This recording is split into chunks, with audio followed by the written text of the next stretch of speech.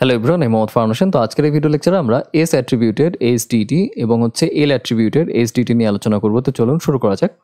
তো এখানে S attributed SDT সম্পর্কে কিছু লেখা আছে এবং সিমিলারলি এল অ্যাট্রিবিউটেড এসডিটি সম্পর্কেও লেখা আছে। তো আমরা এই সবগুলি বিস্তারিত আগে পড়বো না, আমরা ওয়ান বাই ওয়ান প্রত্যেকটা পয়েন্টকে একটু অ্যানালাইসিস করার চেষ্টা করি। যে প্রথমে আমরা এই প্রথম যে পয়েন্টটা আছে এটা একটু পড়ি। কি বলা আছে দেখেন, if an SDT uses only synthesized attributes it is called as S attributed SDT। আচ্ছা, আমরা এখানে প্রথম পয়েন্টটা পড়ি। if an SDT uses both synthesized attributes and inherited attributes with a restriction that inherited attribute can inherit values from left siblings only, it is called as L attributed SDT। তো এখানে অনেক কিছু লেখা আছে, আমি জানি অনেকেরই মাথার উপর দিয়ে গেছে। চলেন আমরা একটু অ্যানালাইসিস করার চেষ্টা করি। অ্যানালাইসিস করার আগে দেখেন, এখানে দুইটা বিষয় আমাদেরকে একটু বুঝতে হবে। একটা হচ্ছে সিনথেসাইজ অ্যাট্রিবিউট মানে কি, আর একটা হচ্ছে ইনহেরিটেড অ্যাট্রিবিউটস মানে কি। তো এই দুইটা পয়েন্ট বোঝার জন্য আমরা রাইট সাইডে একটা ডায়াগ্রাম দেখতে পাচ্ছি, প্যারেন্ট এবং চাইল্ডের রিলেশনশিপ। ওকে, এখানে একটু লক্ষ্য করে বুঝতে হবে যে সিনথেসাইজড অ্যাট্রিবিউট মানে কি। দেখেন, প্যারেন্ট যদি কোনো প্যারেন্ট যদি তাদের চিলড্রেন থেকে কোনো ভ্যালু নেয় তাহলে সেটাকে আমরা বলবো হচ্ছে সিনথেসাইজড অ্যাট্রিবিউটস। একটু নোট করে নেন, কোনো প্যারেন্ট যদি তার কোনো চিলড্রেন বা তার কোনো চাইল্ড থেকে যদি কোনো ভ্যালু পিক করে, কোনো ভ্যালু নেয়, তাহলে সেটাকে আমরা বলবো হচ্ছে সিনথেসাইজড অ্যাট্রিবিউট। ওকে, আচ্ছা, এখন আসি ইনহেরিটেড অ্যাট্রিবিউট মানে কি। কোনো চাইল্ড যদি তাদের প্যারেন্ট থেকে কোনো ভ্যালু নেয় তাহলে সেটাকে বলবো হচ্ছে আমরা ইনহেরিটেড অ্যাট্রিবিউটস।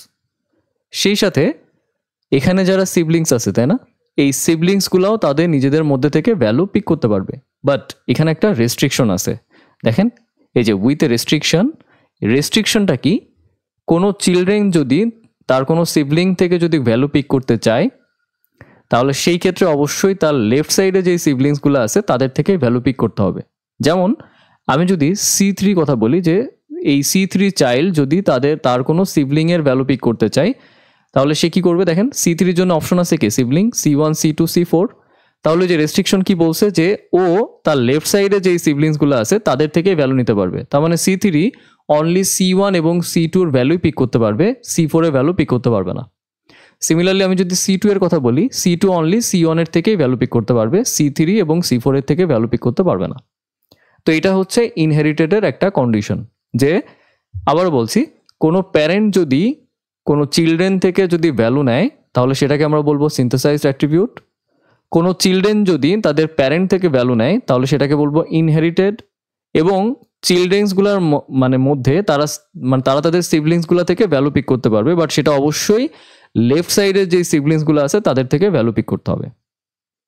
ওকে, তো এই যে আমি যে কথাগুলো বললাম এইগুলো একটা এক্সাম্পলের মাধ্যমে বোঝা যাক। যে ধরেন আমি একটা প্রোডাকশন রুল নিচ্ছি এখানে, যে A derives B C D E। এই প্রোডাকশন রুলের রাইট সাইডে যারা আছে এরা সবাই হচ্ছে চাইল্ড, আর লেফট সাইডে যে সে হচ্ছে প্যারেন্ট। ক্লিয়ার? আচ্ছা, এখন যদি আমি একটা এক্সাম্পল এখানে সেট করি, যে A dot value equal two B dot value, মানে কি, এ কি, এ হচ্ছে প্যারেন্ট না, দেখেন তো এ তো প্যারেন্ট, তাইলে এ কার থেকে ভ্যালু নিচ্ছে, বি এর থেকে। তাহলে বি কি, বি এখানে চাইল্ড না, তাহলে এটাকে আপনি কি বলবেন, অবশ্যই সিনথেসাইজ না। কারণ কি, প্যারেন্ট চাইল্ডের থেকে কি ভ্যালু নিচ্ছে। সো আমি যদি এই প্রোডাকশন রুলটাকে ডায়াগ্রামে এখানে যদি প্লেস করি, আমার এ হচ্ছে প্যারেন্ট আর চিলড্রেন কারা কারা, বি সি ডি এবং হচ্ছে ই। তাহলে কি, এ কার থেকে ভ্যালু নিছে, বি এর থেকে, তার মানে প্যারেন্ট চাইল্ডের থেকে ভ্যালু নিছে, তার মানে এটা কি সিনথেসাইজড অ্যাট্রিবিউট। ক্লিয়ার? আরেকটা এক্সাম্পল নিই, যে B dot value equal to C dot value. বলেন তো এটা কি, বি কি, লেফট সাইডে দেখেন বি লেফট সাইডে হচ্ছে ভ্যালু নিচ্ছে। ওকে, আচ্ছা, তাহলে বি কি, বি হচ্ছে চিলড্রেন, তাই না? এই যে দেখেন, তাহলে বি কার থেকে ভ্যালু নিচ্ছে, সি এর থেকে, তাই না? এটা কি অ্যালাউ হবে না? এটা কিন্তু অ্যালাউ হবে না। কারণ কি, সিবলিংসগুলোর মধ্যে আমরা কি বলেছিলাম, যে ও শুধুমাত্র ওর লেফট সাইডের সিবলিংসগুলো থেকে নিতে পারবে। তো সি কোথায় আছে, রাইট সাইডে। এখানে দেখেন সি কোথায় আছে, রাইট সাইডে।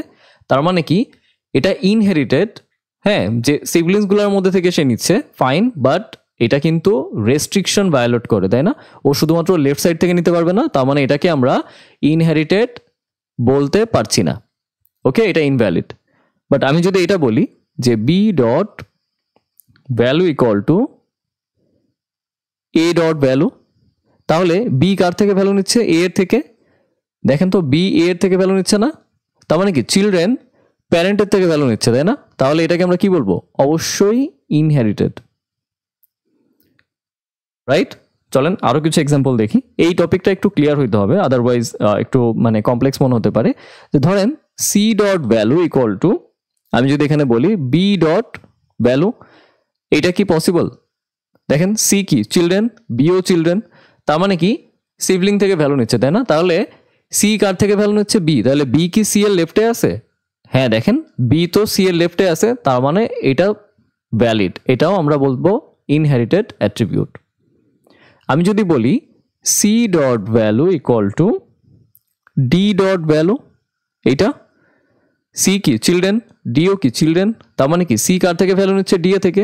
তাহলে ডি কি সি এর লেফটে আছে না রাইটে আছে? ডি সি এর রাইটে আছে, তার মানে কি অ্যাগেইন রেস্ট্রিকশন ভায়োলেট করে, দেন এটাকেও আমরা বলবো হচ্ছে ইনভ্যালিড। ওকে, সো আশা করি আপনারা এক্সাম্পলের মাধ্যমে সিনথেসাইজড এবং হচ্ছে ইনহেরিটেড অ্যাট্রিবিউট সম্পর্কে আইডিয়া পেয়েছেন। এখন আমরা চলেন পয়েন্টগুলো আবার একটু পড়ি। এখানে কি বলছে? If an HDT uses only synthesised attribute, তার মানে এখানে কি এই যে সিনথেসাইজড গুলা ইউজ হবে এস অ্যাট্রিবিউটের ক্ষেত্রে, তার মানে শুধুমাত্র এইটাই ইউজ হবে। এই যে সিনথেসাইজড কোনটা? যেটা এই যে মানে প্যারেন্ট চিলড্রেনের থেকে ভ্যালু নিচ্ছে। Okay, it is called as S attributed HDT. এই পয়েন্টটা আশা করি এখন ক্লিয়ার। এই পয়েন্ট একটু পড়ি। If an HDT uses both synthesise attributes and inherited attributes, তার মানে কি এল অ্যাট্রিবিউটের মধ্যে সিনথেসাইজডও ইউজ হবে, ইনহেরিটেডও ইউজ হবে, দুইটাই একসঙ্গেই। কিন্তু উইথ এ রেস্ট্রিকশন, রেস্ট্রিকশনটা কি? That inherited attribute can inherit values from left siblings only. এটা আমরা অলরেডি ডিসকাস করছি, তাই না? যে মানে এল অ্যাট্রিবিউটের মধ্যে কি সিনথেসাইজড এবং ইনহেরিটেড দুইটাই ইউজ হবে, কিন্তু রেস্ট্রিকশন কোনটা? যে সিবলিংসগুলোর মধ্যে যখন ভ্যালু আদান প্রদান হবে সেই ক্ষেত্রে অবশ্যই তাদের লেফট সাইডের সিবলিংসগুলা থেকেই ভ্যালু নিতে পারবে, যেটা আমরা এটা মাত্র দেখলাম, তাই না এখানে? তো it is called as L attributed HDT. তো এই পয়েন্ট আর এই পয়েন্ট আমাদের ক্লিয়ার। এখন আসি সেকেন্ড পয়েন্টে কি বলছে। S attributed HDTs are evaluated in bottom up parsing. হ্যাঁ, আমরা যে পার্সারগুলো দেখছি না, তো এখানে এস অ্যাট্রিবিউটে কি ইউজ হয়? Bottom up. As the values of the parent nodes depend upon the values of the child node. যেহেতু প্যারেন্ট নোড ডিপেন্ড হচ্ছে কিসের উপর? এস অ্যাট্রিবিউটেডের ক্ষেত্রে কি হচ্ছে? যে parent node dependent on child node না, এই জন্য হচ্ছে এখানে বটম আপ পার্সিং ইউজ হয়, এটা এখানে বলছে। এখানে সেকেন্ড পয়েন্ট আসি। এল অ্যাট্রিবিউটে কি হচ্ছে? In L attributed, SDTs are evaluated by depth first and left to right parsing manner, যেটাকে মানে আপনি বলতে পারেন যে হচ্ছে টপ ডাউন যে পার্সার আছে সেটাই মূলত হচ্ছে এখানে মেইনটেইন হয়। ওকে, আচ্ছা, লাস্ট রুল কি আছে এখানে? Semantic actions R placed in the right most place of right hand side.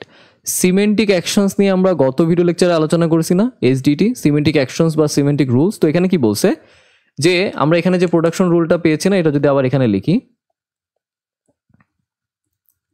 তো আমাদের গত ভিডিওতে এসডিটিতে আমরা কি কি দেখেছিলাম? প্রত্যেকটা প্রোডাকশন রুলের সঙ্গে একটা করে সিমেন্টিক রুল বা অ্যাকশন অ্যাপ্লাই করা ছিল না, তাই না?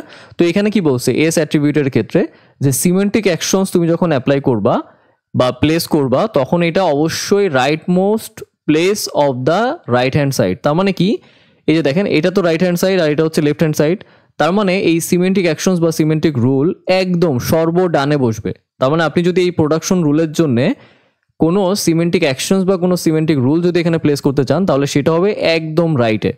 হ্যাঁ, এই যে ইর পরে আপনাকে সেই সিমেন্টিক অ্যাকশনস বা রুলটাকে প্লেস করতে হবে। এল অ্যাট্রিবিউটের ক্ষেত্রে কি বলতেছে? Semantic actions R placed anywhere in right hand side.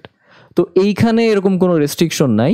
এল অ্যাট্রিবিউটের ক্ষেত্রে বলতেছে যে আপনি এখানে এই যে সিমেন্টিক অ্যাকশনস, এটা আপনি যে কোনো জায়গায় বসাইতে পারেন। আপনি চাইলে প্রথমে বসাইতে পারেন, আপনি চাইলে বি মানে যে কোনো জায়গায় প্লেস করতে পারেন, বি এর পরে, সি এর পরে, আপনার ইচ্ছা, যে আপনার যেখানে খুশি আপনি সেইখানে প্লেস করতে পারেন, এখানে কোনো রেস্ট্রিকশন নাই এল অ্যাট্রিবিউটেডে। ওকে, তো এটাই হচ্ছে আপনার এস অ্যাট্রিবিউটেড এসটিডি এবং হচ্ছে এল অ্যাট্রিবিউটেড এসডিটির মানে ডিফারেন্স বা সংজ্ঞা বলতে পারেন। আশা করি আপনারা সবাই বুঝেছেন। এরপর যদি আপনাদের কোনো প্রবলেম থেকে থাকে আপনারা আমাকে মেইল করতে পারেন, আমি অবশ্যই মেইল ব্যাক করার চেষ্টা করব। ধন্যবাদ সবাইকে।